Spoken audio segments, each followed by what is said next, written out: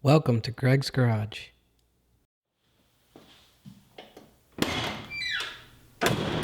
In this video, I show how I replaced a set of bad seals in my 67 F100 from start to finish.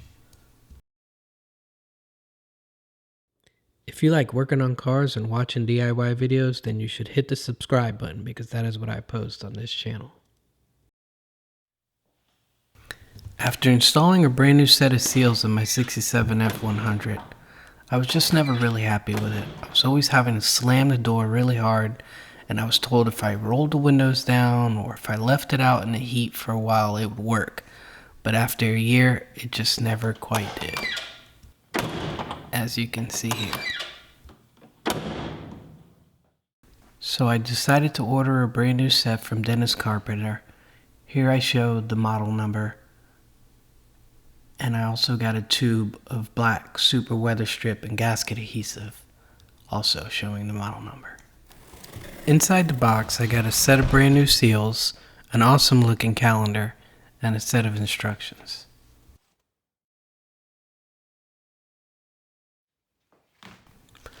Right off the bat, I could just tell how much softer and more pliable these new seals were. They just seemed like they would just form to the doors and maybe seal a little better, but we'll see. Time will tell. Since I knew the process was going to take a while and the door would be open, I didn't want to drain my battery with the light being on, so my choices were either to disconnect the battery, tape off the switch, or what I went with is just disconnect the wire and tape it off.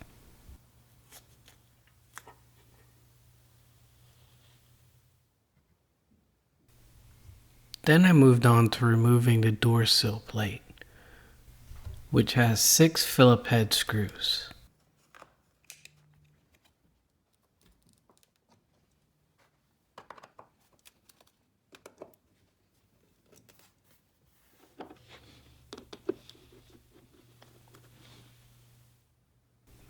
Shown here, the last screw is located on the inside kick panel.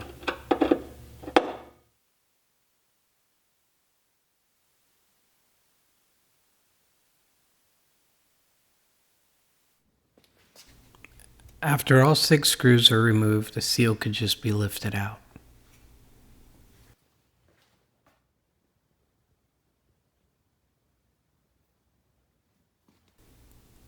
Starting at the seam, I begin to remove the seal, and then I'll just continue to work it around the entire door.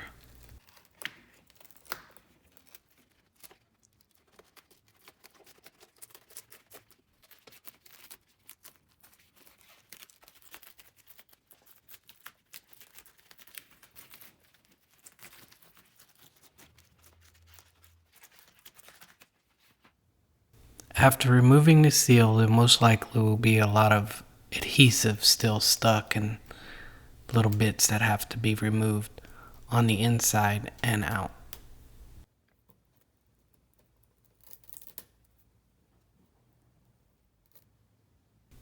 I started off with a plastic trim removal tool to kind of just scrape off the loose stuff with.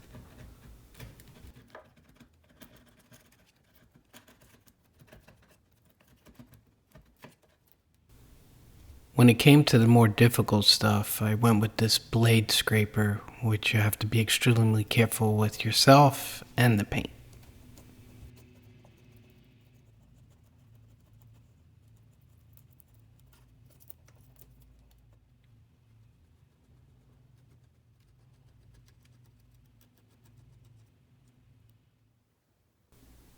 After removing all the loose adhesive and scraping down any high spots, it was time to clean and prep the surface. In my case, it was pretty clean, no oily or greasy spots, so I just used a dry rag, and when I was done with that, I vacuumed up any loose debris.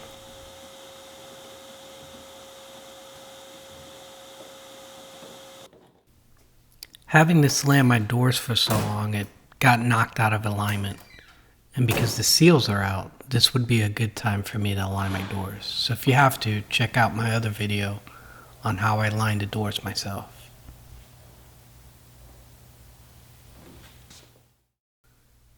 Here's a look at the two seals.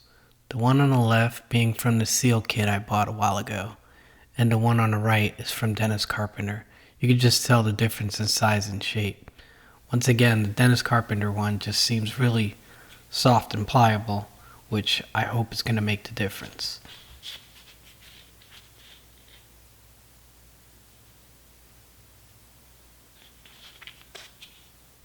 When it comes to installing the seals, what most people do, and I've done before, is you find the middle part of the seal and then you would start at the center of the door on top. I was even going to use clips to hold it in place, but after seeing how soft the seals were, I decided against that. Didn't want to take the chance at them putting holes or tears in the new seals. Here's a shot of the instructions, which suggest starting in the center bottom and working towards the back and work coming around to the front, which just seemed like a way better option.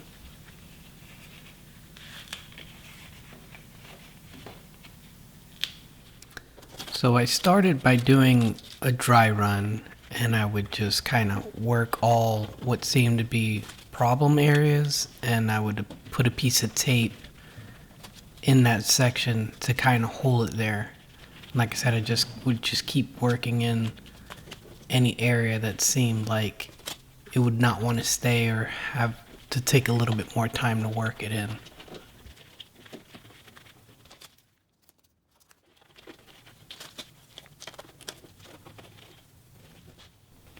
And now here you can see how much extra seal you have to work with.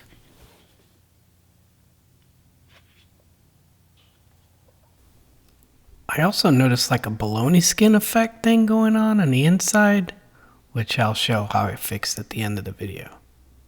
Now that I have the seal roughly in place, I'm going to start by installing it in sections. I'm going to start at this corner.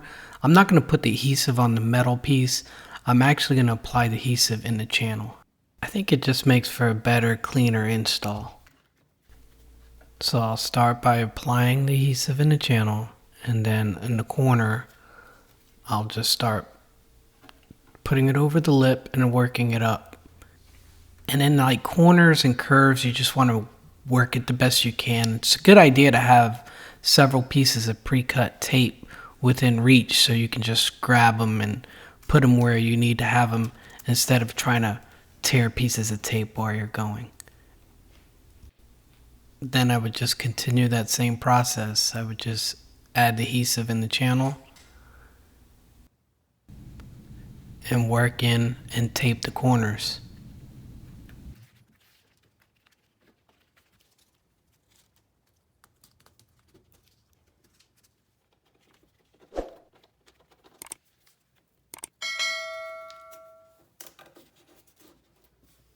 And in the corner, this is where I stop for now, and I'll show you why in a second.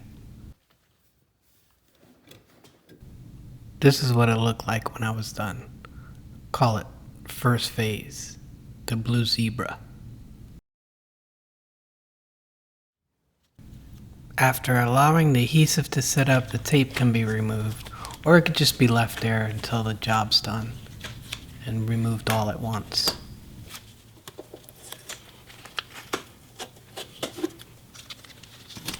And now, because I did everything in sections and stopped at the corner, I don't have to worry about rushing to put the seam together, and I can just start from this part on.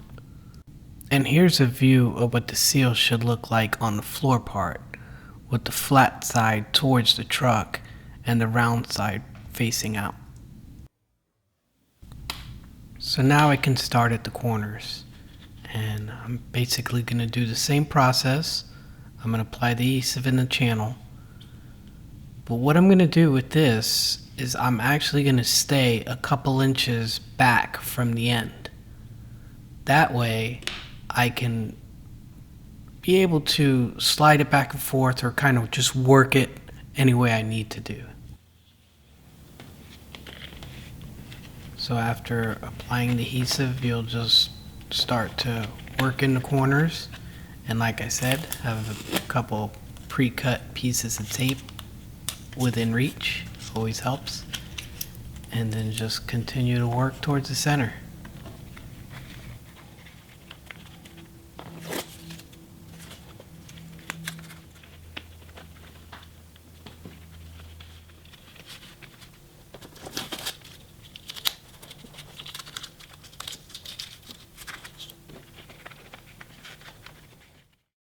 A shot of that section all taped up. Before starting the other side, I just wanted to take some of the excess seal off and see how cutting was gonna go. I actually had a pretty sharp pair of scissors that made some clean cuts, but it's a good idea to give yourself some room and do some test cuts before you're trying to do your final cut. Here I'm just trying to really straighten out my edges, so I had to trim just a slight piece off.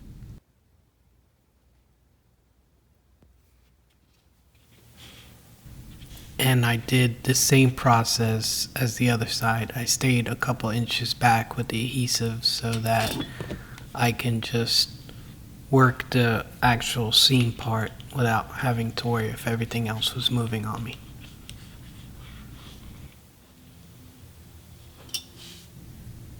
Another benefit of me doing it in sections was it allowed me to kind of take the cap off, apply the adhesive in the sections I needed, and then I can put the cap back on without having to worry about this stuff getting everywhere. Like if you kneel down on it or place it down on your carpet or something.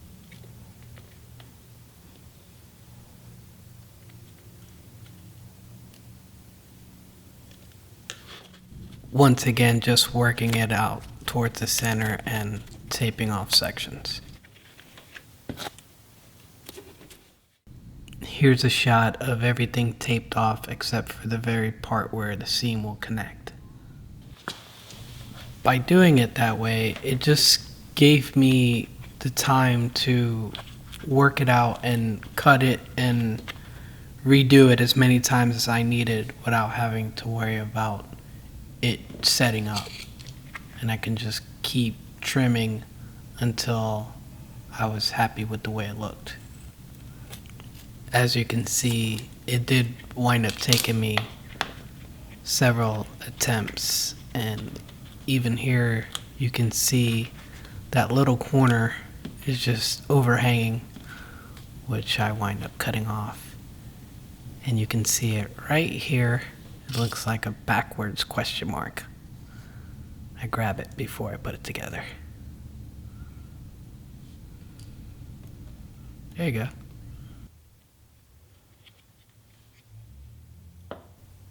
Now I can apply adhesive to the ends.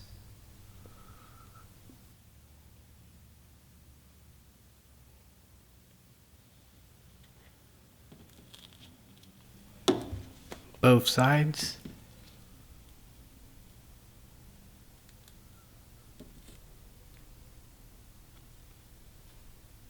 And replace the cap on the adhesive.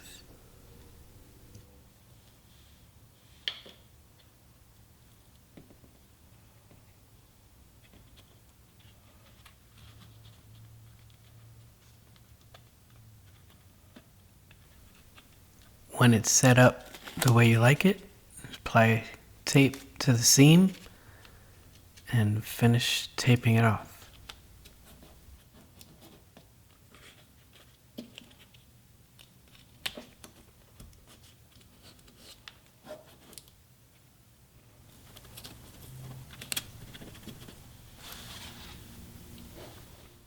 And a shot of the bottom all taped off. After allowing the adhesive to set up, then you can remove the tape. Look at that seam, gorgeous. And we can start the process of putting it all back together. Before installing the seal, I took a minute to locate the seal holes, and I used the awl to just pre-punch holes in all of them. That way it just makes lining all this stuff up so much easier. And I just did that all the way across. I would just find where the screw hole was and I just punch a hole through the seal with an awl. I then laid the carpet back down.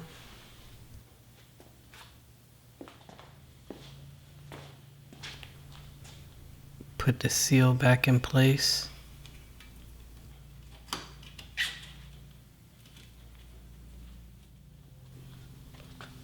Then I started by putting the screw back in the kick plate so that it would hold the seal in place for me. I left the screws somewhat loose so that I can still move the seal around a bit. Another thing I did, which I thought was pretty helpful, was I took a drill bit and I pushed it up through the floorboard through the carpet to help me align the screw holes in the seal. And I just continued that all the way down the line until I had all the screws back in place. And now for the baloney skin issue I mentioned in the beginning of the video. Now, to be fair, it could have went away on its own maybe, but I didn't want to chance that, so I would just put adhesive behind it all the way around the channel and then tape it off. And once I removed the tape, I think it looked great. I was happy with it. And now for the big moment. How does it shut?